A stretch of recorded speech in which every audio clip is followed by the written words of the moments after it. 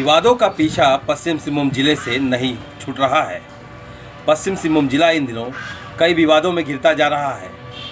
एक और जहां नो एंट्री का मामला सामने आया, वहीं HIV ग्रसित बच्चों का मामला, इसको लेकर 20 जुलाई से जो शुरू हुई थी होमगार्ड की बहाली, उसको लेकर भी एक विवाद सामने आ गया है, जिसमें जो झारखंड के गृह रक्षा वाहिनी वेलफेयर एसोसिएशन है, उसके प्रदेश सचिव ने यह आरोप लगाया है कि चाईबासा में जो बहाली हुई थी वह पूरी तरह से उसमें बेईमानी हुई है, क्योंकि जो लोग फेल कर गए थे उन्हें भी मेधा सूची में शामिल किया गया है और उन्हें पास कर दिया गया है।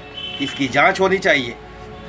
प्रदेश सचिव ने यह भी मांग की है कि इस जो दौड़ हुई थी, जो भी बहाली की प्रक्रिया थी, उसकी जांच राज्य स्तर पर होनी चाहिए और उसमें इन लोगों को भी शामिल किया जाए उस जांच में, ताकि यह उसकी निगरानी कर सके कि जो जांच हो रही है वो सही हो रही है या गलत।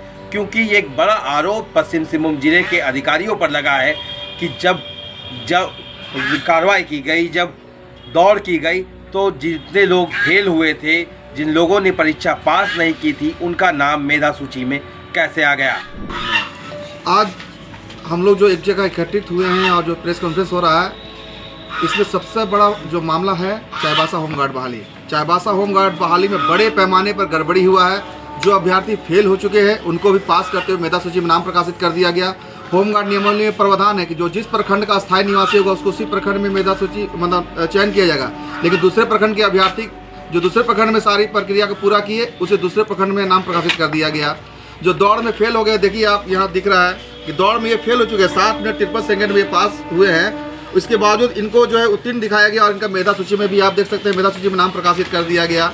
इस तरह के कई गंभीर मामले हैं। हम लोग तो सुन रहे थे कि बहाली बहुत अच्छी तरीके से हुई है, पूरे पारदर्शी तरीके से हुई है, लेकिन अनेकों गड़बड़ियां निकल कर आई हैं। बड़े पैमाने पर गड़बड़ियां हुई हैं और यहाँ पर जो है कि अभी मेडिकल चल रहा है। तो एक मामला आया है कि जो सरायकेला का रहने वाला अभ्यर्थी है उसका भी चयन चाईबासा जिला में हो गया है, जबकि नियम है कि जो जिस जिला का निवासी होगा उसी जिला में उसका चयन होगा। इसके बावजूद सरायकेला के अभ्यर्थी का चयन चाईबासा जिला में हो चुका है।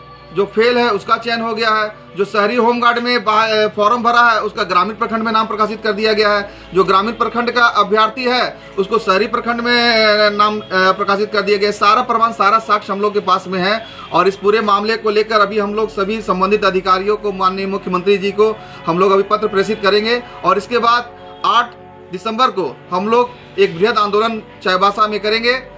अगर इस जो भी गड़बड़ी हुई है, इस गड़बड़ी पर कार्रवाई नहीं होती है और जिन अधिकारियों ने इस गड़बड़ी को किया है उन अधिकारियों पर भी कार्रवाई होनी चाहिए।